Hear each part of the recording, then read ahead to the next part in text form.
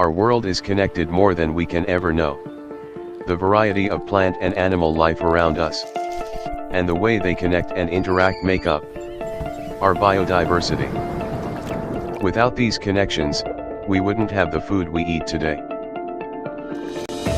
But biodiversity is being lost at an alarming rate. When we realize how essential it is for our lives, will it be too late to act? Today only 9 crops account for 66% of total crop production. Our forests are shrinking. As they disappear, so do the plants, insects and animals they host. Our bees and pollinators are dying. 26% of livestock breeds are at risk of extinction. 33% of fish stocks are overfished. Now is the time to act.